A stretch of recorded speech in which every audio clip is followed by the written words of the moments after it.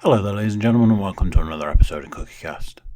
Today on CookieCast, it's the NFL podcast, Laces Out. Me, Mr. Williams, and man in the ship this week. No guests. Guest predictions, though. Go figure. If you are checking us out on YouTube, do subscribe, because it's the right thing to do. Helps the channel, and ultimately that helps you, the lovely YouTube subscriber. So yeah, here we go. This is CookieCast, the NFL podcast, Laces Out.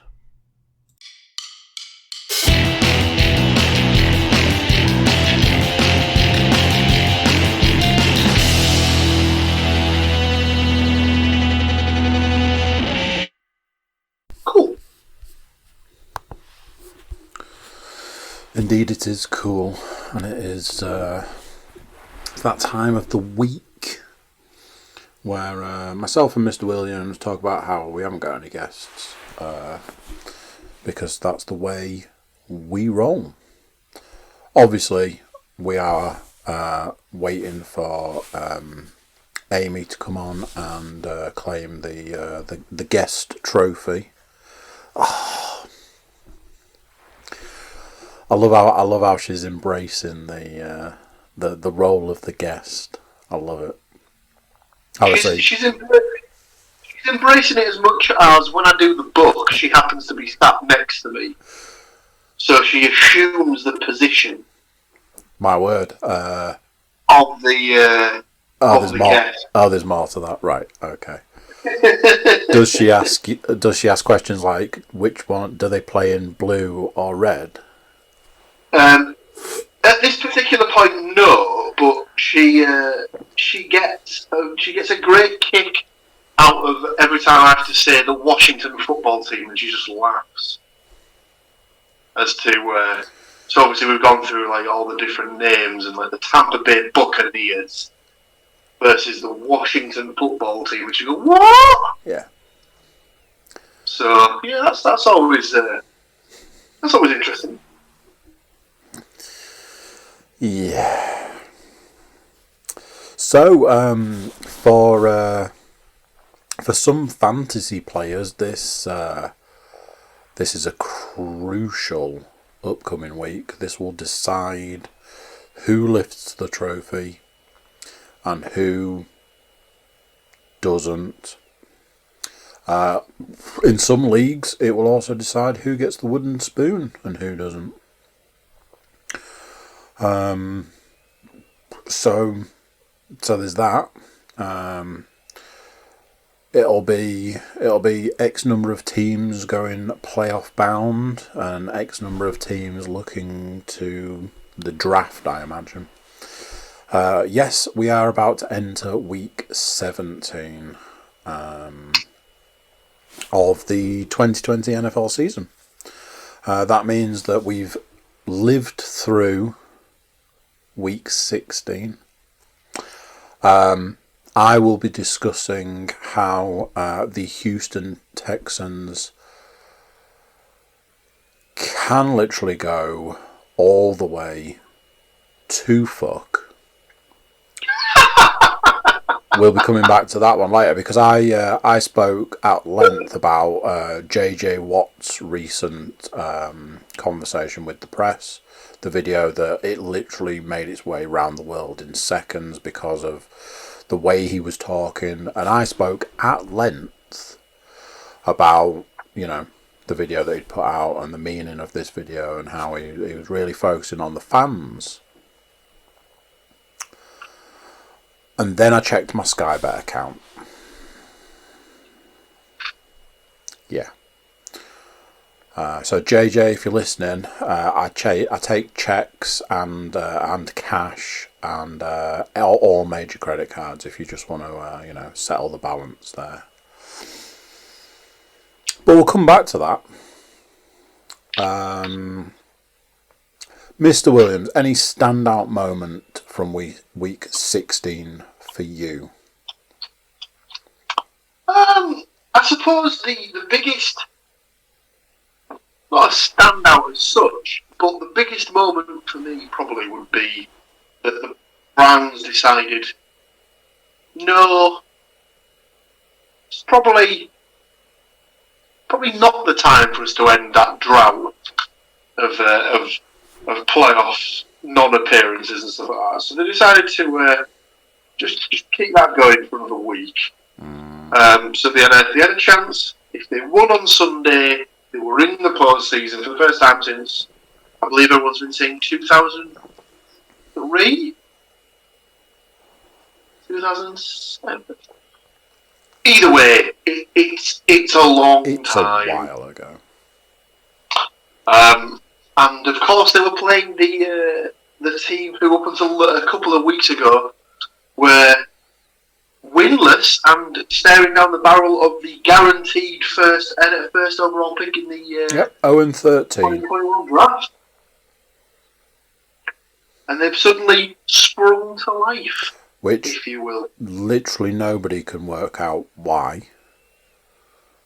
It was like, what is the reason for this? What is the purpose behind this? What's gone on there? I think for me, standouts have to be Alvin Kamara. Woohoo! I'd forgotten about that because it took place on Christmas Day. That's unfortunately it's a record. He's matched a record, but I'm pretty sure. In fact, I've got it. I will just double check because I've got it in a group because the record has stood. Where will it be? Where will it be? The record tied with somebody from 1929. Nice. I believe he got something like 52 points, fantasy-wise. Oh, he dropped a 50 burger. Yeah. It was an insane. Has to be. I think it was his first touchdown of the game. Pretty sure he walked it in. You usually do. Why don't we just walk that one in, shall we? But yeah, absolute worldly game. Speaking of the Washington football team, I believe they have decided to part ways with their quarterback. Yes, sir. Mr. Haskins has been let go. So this is the guy that they drafted in last year's draft. So he's literally only been there for 2 seasons. Yeah. And they've already decided probably not worth the hassle. I saw a lot of chatter on Twitter from players from other teams talking about hopefully he gets another opportunity to play. But then I saw a lot of stuff on the Facebook talking about that there's a higher chance of him going to the CFL, trying to do something there and then work his way back to the NFL than him getting picked up. I think most people look at if you're playing for Washington, there's not many teams below that to go to. Yeah, that's true. It's that thing in it where you can't make it arguably one of the worst football teams in the division. Yeah, you've not got a great chance of it. Yeah, and I always had that thing about kickers and saying, oh, he'll be getting fired on Monday morning. But going back to the JJ Watt video, the interview thing, ultimately you get paid a lot of money to do a job. If you can't do that job, there's hundreds of thousands of people stood behind you in line. So it's a harsh reality, but that is the reality. There's a lot of people that are prepared to do that job, and there's a lot of money involved. So if you're not at the absolute top of your game, they don't have a use for you because there are other people out there. So those, I don't know if either of those things appear in stats. The Kamara thing absolutely will do, but yeah. Good luck to Dwayne Haskins. And you never know. You might see his name pop back up at a later point. Mr. Williams, from a fantasy perspective, I know you and I are lounging around in the downstairs area of our league. But did you have a 1 of 2 week win this week? I did not, sadly, and as I find myself in what Matthew Moore described as, I believe, the toilet bowl. I do love the toilet bowl. Yeah, I have not. It's not looking good, let's put it that way, for me to avoid last place in the whole league, which, as its Commissioner, Lord and Saviour, it's pretty disgraceful. I mean, it is what it is. As we say, week in, week out, somebody has to win and somebody has to lose, and that goes all the way to the last game.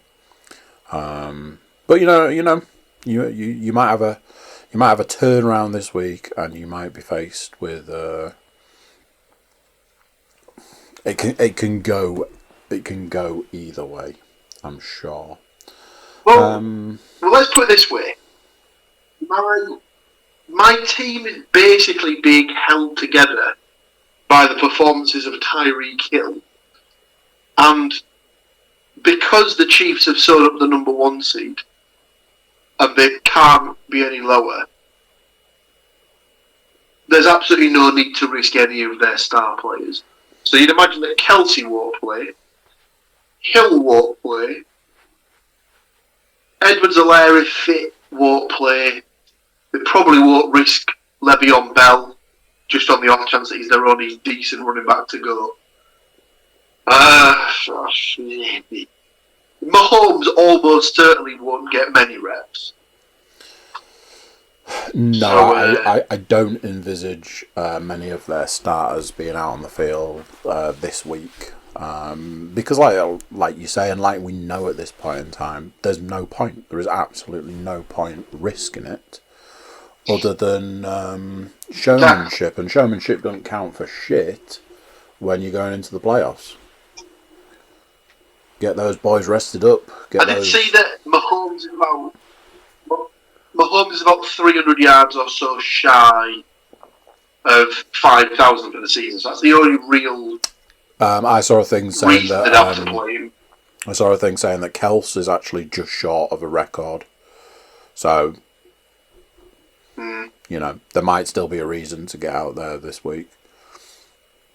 But it's that thing, chasing record receptions or yardage and things like that. All it takes is him to plant his foot wrong. Yeah. And there's a torn ACL and he's done for the playoffs. Yeah. So, but then again, he could tear his ACL walking in the building. Yeah. So. Absolutely. And there's the argument, if they've got the bye week, so they're already going to be off for a week. Do you run the risk of not playing them for 2 weeks so they're rusty? Yeah, I mean, you can see it. You can see it both. You can see both sides. I'd have all of them suited and booted, ready to play, and then they will be. Just send them out for every third snap, maybe. Just keep them loose. You'd imagine that it would be give them the opening drive. Yeah. If they get a touchdown, set them down and stuff like that. But over that, it's just not worth the risk for me. No. I was going to say something else, but then I realised that we might just be stepping on the toes of all the stats. I don't want to be rattling through the stats and realising that we've been through them all. So what I'll do is I'll talk about something different. Well, shall I show you my my amazing? Right. I have to make sure that there's no nothing untoward shown.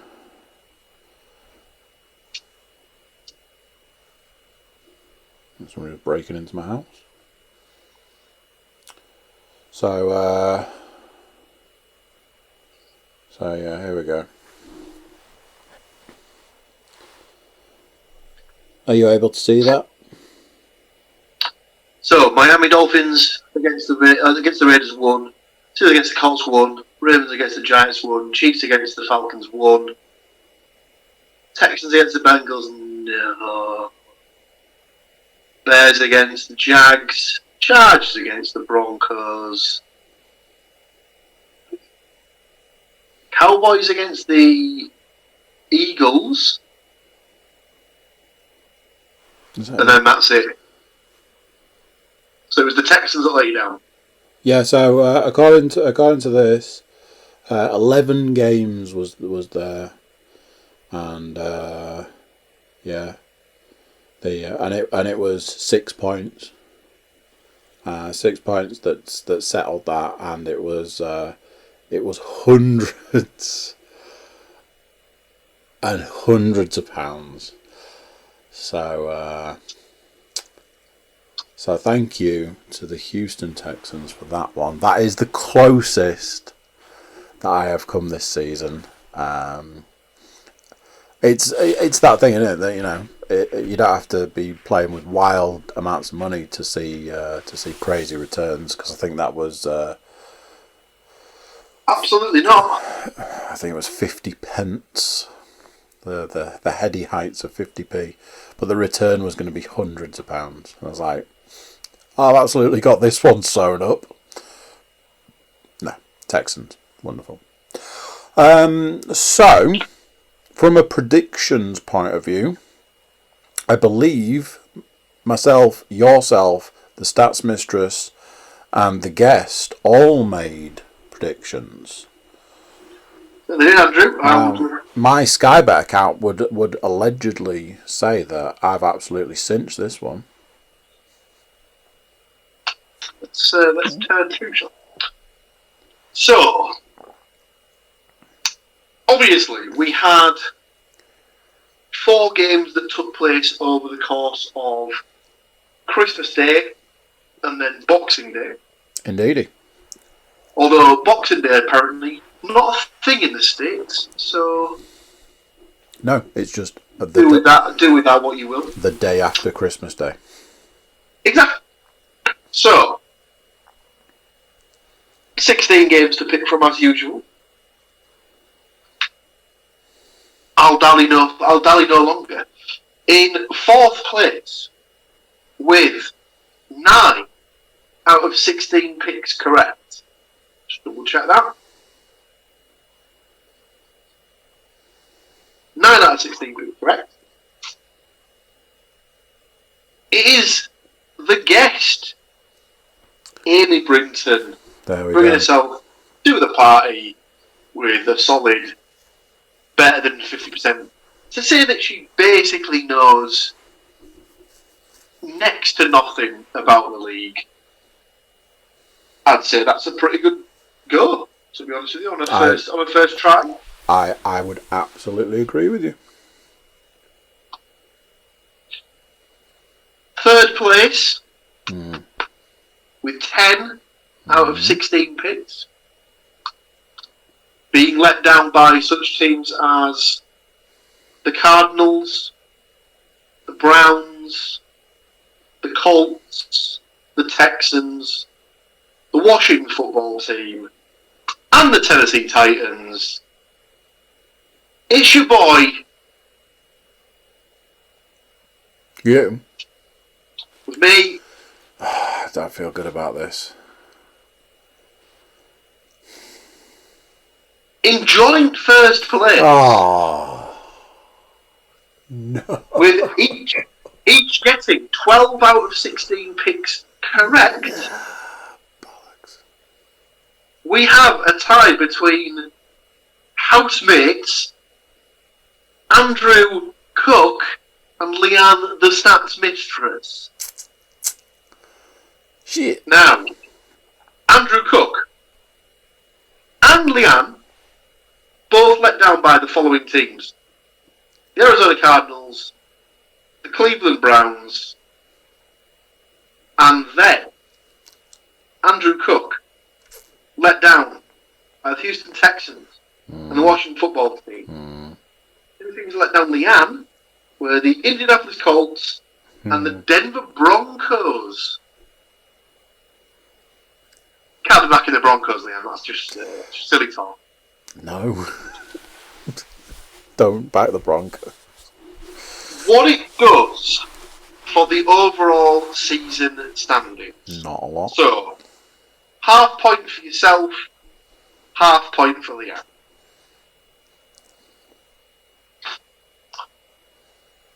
Overall standings. In 4th place, with a week left to play, it is the guest on 2.5 combined points. Yeah. Of course, only 1 point to play for. They're locked in that 4th place because the maximum they can get is 3.5. And then we move to the people in joint 2nd place with 4 points apiece. It is myself and you.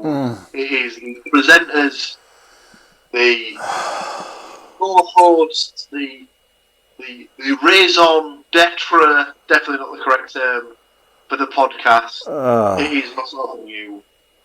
And then, with an unassailable 2-point cushion, it is the Stats Mistress taking home the predictions crown for the year. Don't say that because she'll be expecting a crown. Give the lady what she wants, Andrew. Look at it this way. It wasn't until last week that she found out she was winning the weekly prediction. In passing, I said to her, I was like, do you know that you're winning the predictions this season? No? Like, cool. Could have told her anything. Like, yeah, you're dead last. I think I'm winning still.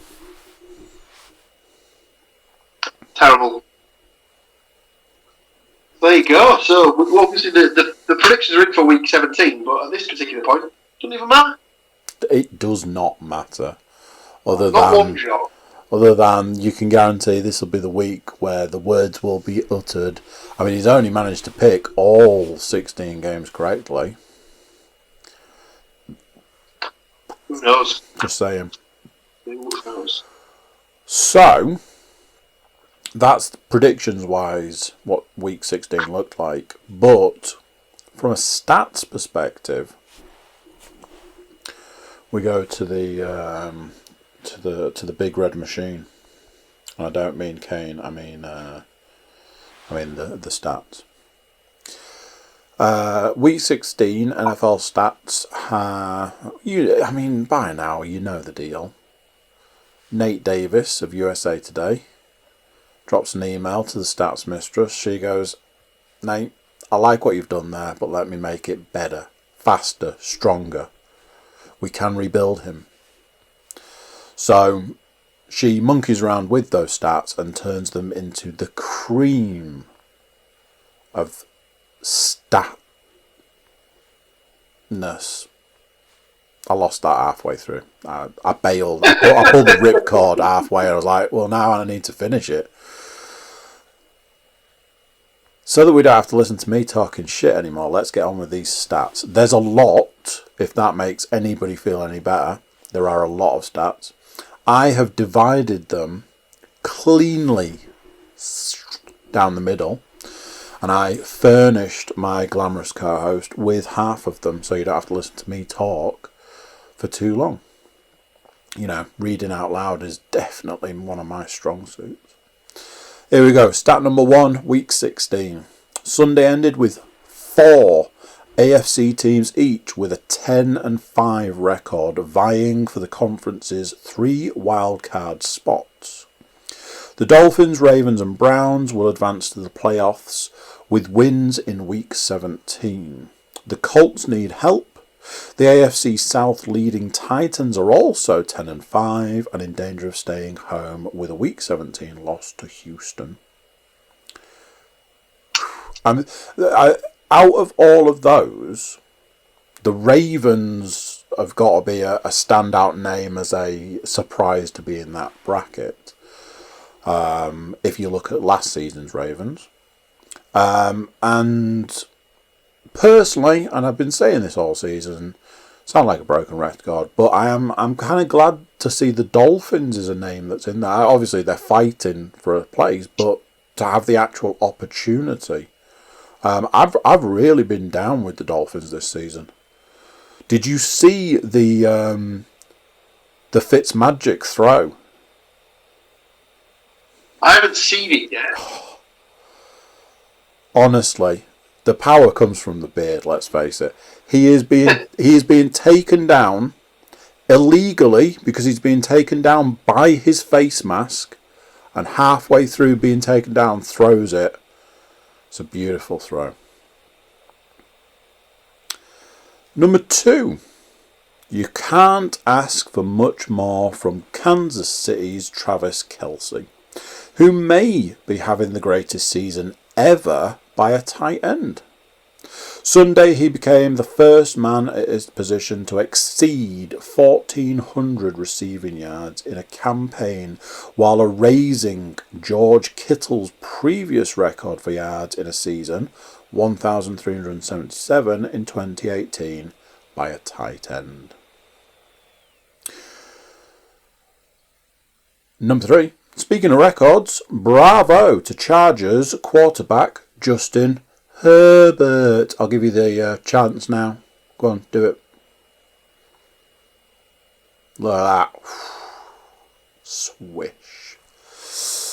Whose 28th touchdown pass set the record for rookie passers as he overtook Baker Mayfield. Herbert also became the 4th rookie to surpass 4,000 passing yards. He needs 341 more in Week 17 to break Andrew Luck's freshman record of 4,374 yards set in 2012. Number 4. Credit the defense of the NFC West champion Seattle Seahawks, which projected as one of the worst in league history earlier this season, but this group has surged, partially conceding with Jamal Adams' return to health, holding 4 of Seattle's last 5 opponents for fewer than 300 yards. And none of those 5 foes have managed more than 17 points. Although it was in that stat, I was going to point out about the Seahawks D. They were the 32nd defense in the league, and they've come back to be a drive forward. I mean, the conversation we had on this very podcast about whatever happened to the LOB. Maybe they're back, baby. Number 5. Jared Goff's unsightly play, exacerbated by Sunday's thumb injury, has just about dragged the Rams out of the playoff picture. However, given the parameters of his contract, LA is likely stuck with Goff through at least the 2022 season. Oh dear. Number 6. Ben Roethlisberger out-dueled Phillip Rivers on Sunday, and the finally anointed AFC North champion Steelers overcame the Colts. The last time Indianapolis beat Pittsburgh without Peyton Manning? 1984. And for me, the final stat. In case you had more important things to do on Christmas Day, Saints running back Alvin Kamara became the first player in more than 9 decades to rush for 6 touchdowns. So there's that. Over to you, Mr. Williams. Yes, sir.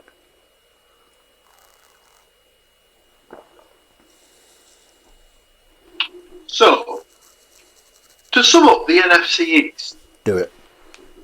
if Washington and Dallas wind up tied at 7-9 after week 17, the football team will go to the playoffs. If the Cowboys, the Washington football team, and the Giants all land at 6-10, then New York will advance. Ugh. Dallas needs to beat the Giants and have the Eagles upend Washington if the Cowboys are to slip through. Credit the Dallas defense with forcing at least 3 turnovers per game during its 3-game winning streak. The first time the Cowboys have managed that since 2014. It just goes to show just how bad the season they've been having. Yeah. Jacksonville's loss and the Jets' surprising win clinched the number 1 overall pick of the 2021 draft. For the Jaguars, a selection almost sure to be spent on Clemson quarterback Trevor Lawrence. There was in one of my other fantasy group, someone sent through. I'll see if I can find it. So I'll just see if I can isolate the date to start off with. 27th of August, 2017. With the first pick in the 2021 NFL Draft, the Jacksonville Jaguars select Trevor Lawrence, quarterback Clemson. Oof. Nearly. Almost certainly has been doctored to look like it's a legitimate pick. But if it's true, then I'd quite like that guy to give me some of next week's lottery numbers, if that's all right. Anyway, back to the stats. Deshaun Watson became the first Texans quarterback to pass for 30 touchdowns. Tom Brady became the first Buccaneers quarterback to pass for 36 touchdowns. TB12 also has the Patriots single-season record with 50 in 2007. It's a bit crazy that the Bucs' single-season passing record has been broken in back-to-back seasons by a different quarterback. So maybe that just goes to show that they've never had a decent quarterback in that season. But who knows? Eagles wide receiver Deshaun Jackson scored on an 81-yard pass from Jalen Hurts. Jackson's 5th touchdown of at least 80 yards in his career, tying an NFL record. Oh dear. Terrible time for the Browns. COVID-19 issues stripped them of their top receivers, all placed in quarantine on Saturday. It was a bad time to rush for a season-low 45 yards total in their loss to the Jets. Cleveland is apparently determined to maybe end its playoff drought in dramatic fashion next week against the rival Steelers. With the Buccaneers clinching their first playoff berth since 2007, the Browns 2002, and the Jets 2010 currently own the longest playoff absences in the league. Away from playoff talk, Jets running back Frank Gore became only the 3rd player in league history to cross the 16,000-yard rushing threshold, joining already enshrined Hall of Famers Emmitt Smith and Walter Payton. That was the stat. That was the thing I was going to mention earlier when I was like, "Oh, hang on a minute, it's almost definitely in the stats." But yeah, when that came up, I was like, "Frank Gore, absolute legend." The best thing about that was when they mentioned it on Red Zone. I don't know if it was in the broadcast of the game or if it was something that Scott Hansen came up with, but he actually said that there's a possibility that Frank Gore Jr. could get drafted by a team and end up playing at the same time as his Hall of Fame bound father. Yep. Which would be amazing. Incredibly cool. Yeah. But be interested if the Jets keep him for another season. If he says, "Yeah, I'll go for another season," and then the Jets keep him, and then they just draft his son as well, that'd be hilarious. Back to the stats again. Remarkable weekend for the Bears, who are 1 win from completing a resurrection that would end in a wild card berth, but only if they beat the Packers at Soldier Field in Week 17. Chicago can become the third team to make the playoffs despite enduring a 6-game losing streak during the regular season.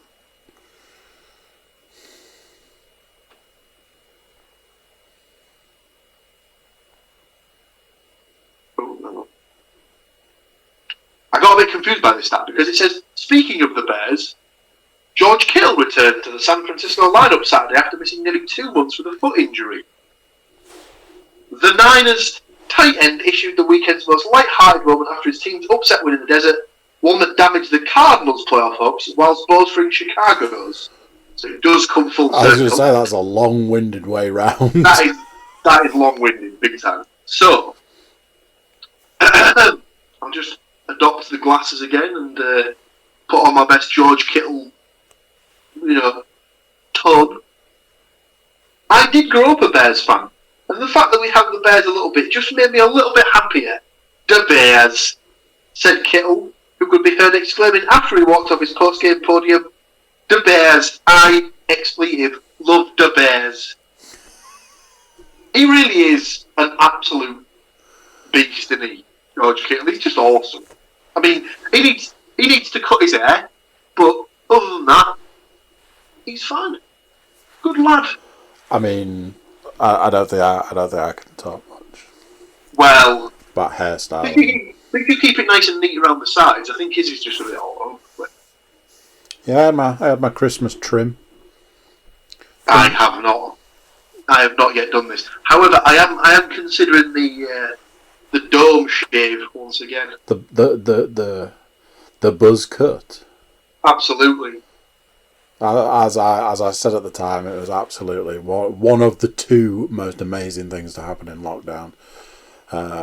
The other being the legend, the should have been tight end Thomas Quinn also shaving his head. What can I say? So, that, as we like to say here at Laces Out, firmly closes the history books on week 16 of the 2020 season.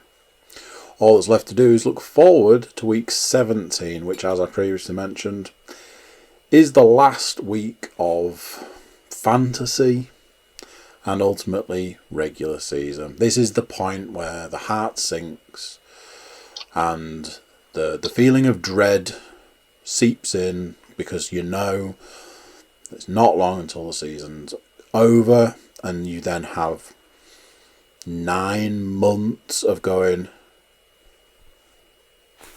is it football time yet? As we like to do, we like to predict those games. I know I sent you some picks, and I did poke the stats mistress as I was leaving the room, and I heard she was very insistent that she was absolutely on her way to send her picks. I think excuses were sent in the form of, I was doing the stats. So I believe she has sent you some picks.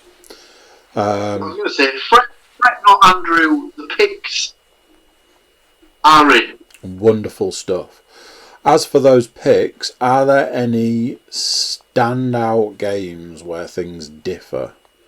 I mean, there's been no mention of the need for a tiebreaker, so let's have a look. You appear to be the only one on. I'll go through the games that have playoff implications. Let's do that. So, Steelers at Browns. Myself, Leanne, and the guest this week, Amy Britton, we're all backing the Browns to make the postseason. Nah. Whereas yourself are very much sat behind the steel curtain. Nah. Don't know what to say. Right, what else has got playoff implications? We've all backed the Ravens, so they'll be in, according to us. Winning in. Like it. Winning in. Dolphins Bills. Now, I think as it stands at the moment, the Bills have still got the number 2 seed. So, if they win, they're guaranteed the number 2 seed, so they'd only ever need to go away from Buffalo if they play the Chiefs in the AFC Championship. Whereas, obviously, if they lose to the Dolphins, they can potentially slip down to the 3rd seed, I think, and the Steelers would move up to the 2 if they beat the Browns. So there's a little bit of, there's technically still a little bit still left to play for there, but we have, again, myself, Leanne, and Amy have all backed the Dolphins to get the win and get in, whereas you backed the Bills. Really? Now, the only reason I picked the Dolphins is because I think the Bills will be tempted to rest a few starters. So, don't risk Josh Allen for too much. Keep back Stephon Diggs. Don't need to risk him. They don't really have much of a run game, so they can probably just play the running backs. They don't really care about. Next up, so Cardinals-Rams has some playoff implications. So I don't know if the Rams are definitely in or not. Let me see if I can find out. Because I don't know if it's a case of the Rams are in, but only if they beat the Cardinals. Have to go wildcat on this one. But it could be there's a situation where no, Andrew, what's happened? Hit the wrong button. What's the wrong button? Yeah.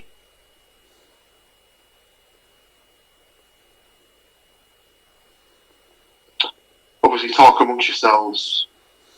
Because my phone's been. I'm sure I saw a playoff picture.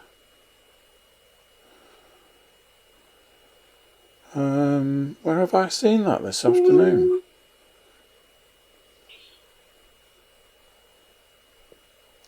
NFL playoff picture.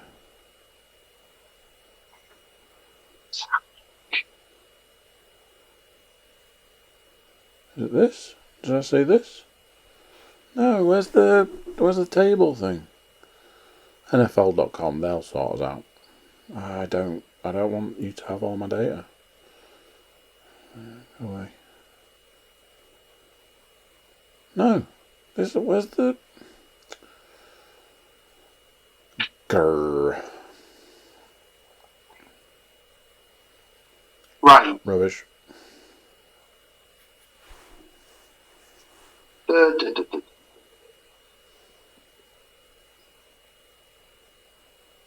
So, the Rams aren't guaranteed to be in. However, the Rams will be in the playoffs if they beat the Cardinals, or they tie with the Cardinals, or Chicago fail to win. So, there is a scenario where the Rams will miss out on the playoffs if they lose to the Cardinals and the Bears beat the Packers. So, let's put it this way: of the scenarios, the NFC is probably the one that's the most still in play. Yeah. Whereas the AFC is fairly tied up. It gets a bit complicated. Back to the picks anyway. So that's a 50-50 split on the Cardinals-Rams game. Both you and Leanna picked the Rams to win. The only reason I picked the Cardinals there is because Goff's not going to play. So they're down to like the 3rd string quarterback. Oh, really? Yeah. I didn't know that at the time. Yeah, I think he's had thumb surgery. Thumb surgery, yeah, it was in the stats. Damn it. So, but I mean, they could still, and they've just placed Cooper Kupp on the COVID list. Oh, they're wow. they're down big. They're down arguably their best. Well, they are down their best quarterback. That's not a bit. They're down the best quarterback and they're down their best receiver. So, Shit. Who knows?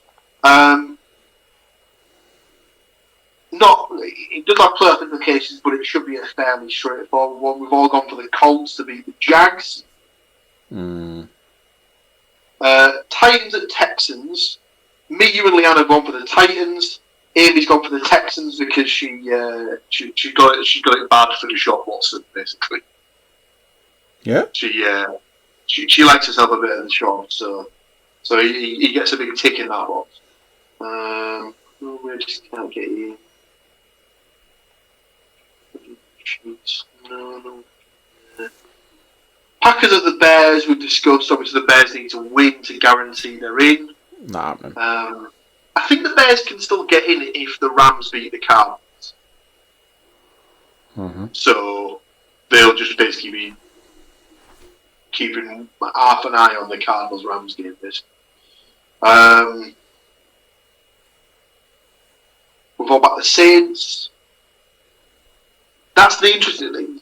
I'll just go through the last one of the picks. So then Washington versus the Eagles. Another 50-50 split. Both myself and Amy have picked the Eagles to win, whereas yourself and Leanne are backing Washington. Now, obviously, that tied in with the Cowboys game. If I get my predictions correct, and the Eagles win and the Cowboys win, that puts the Cowboys into the postseason. Whereas both yours and Leanne's predictions are a Cowboys win and a Washington football team win. That would put Washington into the postseason. Right. So yeah, so a fairly even sort of pick of the games.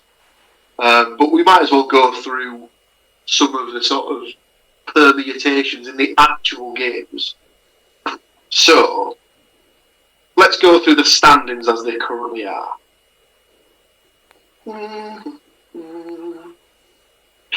So, here we go. We'll do AFC first. So, Chiefs in the postseason have the number one seed, so no, they can't finish any lower than the first seed. They've got the bye. Then you've got the Bills at 2 with a 12-3 record. Steelers at 3 with a 12-3 record. Then you've got Titans at 4, Dolphins at 5, Ravens at 6, Browns at 7. The Colts are the only other team who can potentially make the postseason, and they're at 10-5 as well. So they're on exactly the same record as the Titans, but the Titans have the tiebreak over the Colts, which is putting them in first place at the moment. So there's loads of different scenarios as to who's going to get in and whatnot. Basically, it's a case of Titans win and they're in. Winning in. Dolphins win and they're in. Ravens win and they're in. Browns win and they're in, because obviously if Tennessee, Miami, Baltimore, Cleveland and Indianapolis all win, it just stays as it is now. I'd imagine, because that's how it currently is anyway. So it is weird that after all these weeks, the Colts for the last sort of 4 or 5 weeks look like they were destined to get in the postseason, and they're the ones that look like they're going to miss out. But obviously that's all based on certain teams not doing something. If I was to place a bet now, I'd probably be betting on the Browns to be the team to miss out, just because it's at the end of the day, it's the Browns. Yeah. So it's very Brownsy. Let's put it that way. For them to miss. Let's switch over to the NFC. So we have the Green Bay Packers currently in the number one slot with a 12-3 record. However, they haven't sewn that up, so they can still finish lower. So we have the Saints in the number 2 seed at 11-4. The Seahawks in the 3 seed at 11-4. We skip the number 4 seed because that's still up for debate. But then the Buccaneers are also in, and they have currently the 5th seed. So they can't finish any higher because the Saints have already clinched their division. So the Bucks will finish no higher than 5th, but I think they could still potentially finish lower than that. They could be the 6th seed. I think the Rams will win potentially. But then we go to the 4th seed will either be Washington, Dallas, or New York, depending on how those results go. So the Giants, for them to get in, the Giants need to beat the Cowboys and hope that the Eagles beat the Washington football team. Washington winning it. Mm-hmm. Rams winning in. Yep. Bears winning in. Cardinals win. Hope the Bears get beat. Cowboys beat the Giants. Hope the Eagles beat the Washington football team. Giants beat the Cowboys. Hope the Eagles beat the Washington football team. Perfectly straightforward for you. Oh, absolutely. So there you go. It's amazing. So as it stands, I'll tell you what, we'll go through what the actual first week of the playoffs will look like. So, in the AFC, first week of the playoffs will look like the following. As it stands currently, the Bills will play the Browns. The Steelers will play the Ravens. Thanks for coming, Pittsburgh. We'll see you next season. And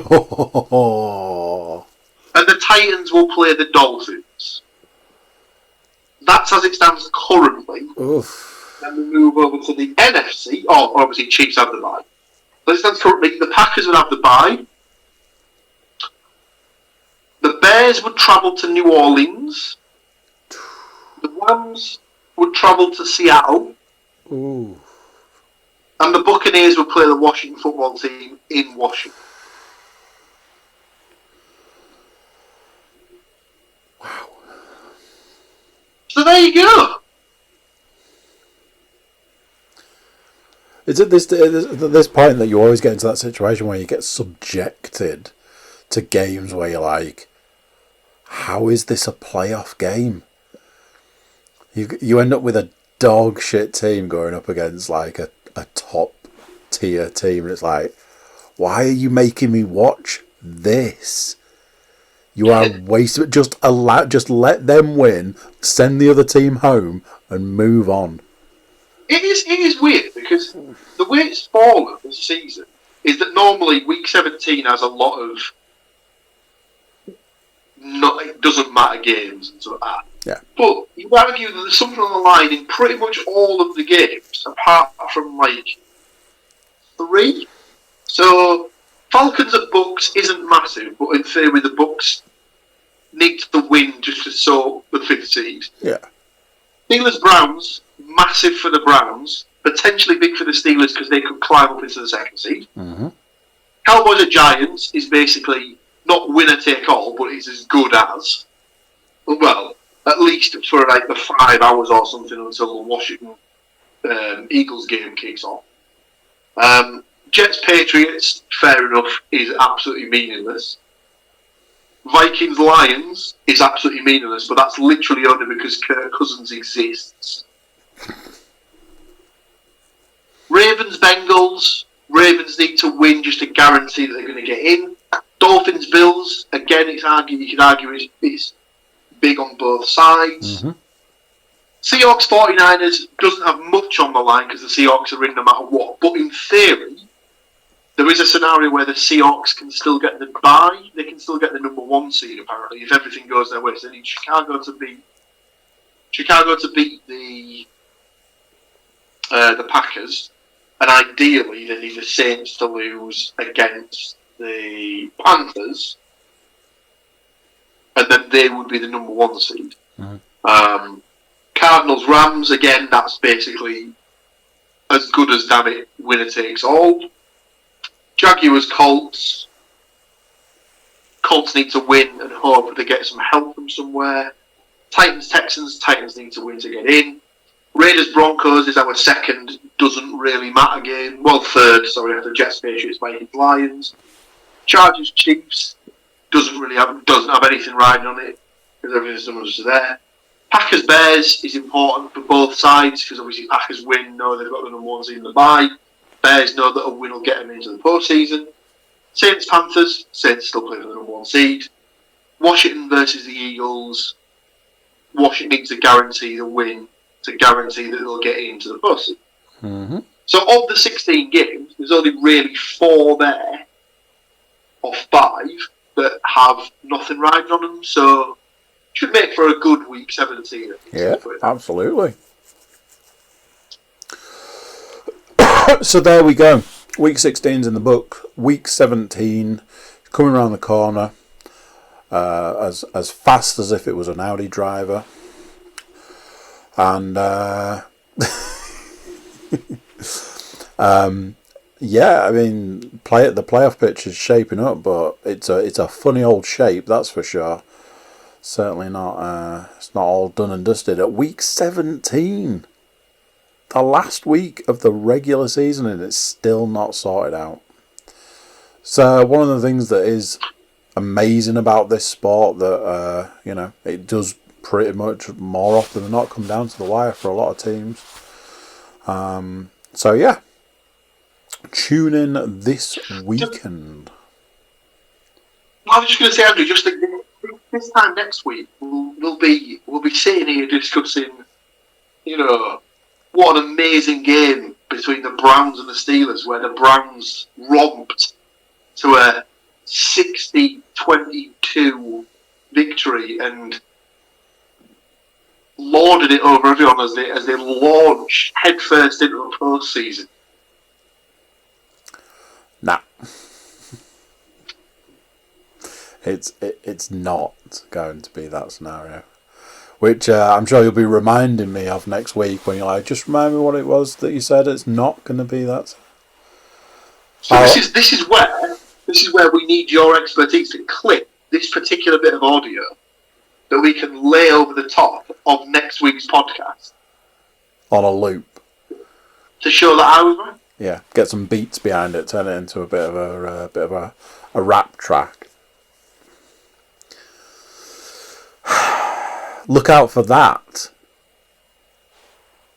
coming in the near future. Well, thank you, sir, for joining me to take these lovely people through the world that is odd-shaped football from over the other side of the pond. Join us next week as we do start talking playoff football. Can you believe it? But until then, say good luck to you, sir. Hopefully you do not end bottom of our league. And to everybody out there, hope you're doing well. Hope you're playing for the top spot in your fantasy league. And we will catch you next time. Bye-bye. Happy New Year! Yes, Happy New Year, of course. I've completely lost track of absolutely everything. But yes, Happy New Year to one and all. Bye.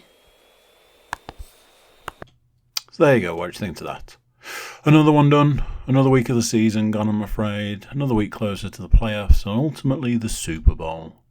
Fun, but a little bit sad at the same time. YouTube watchers, do make sure you subscribe. Helps us and it helps you, as we like to say.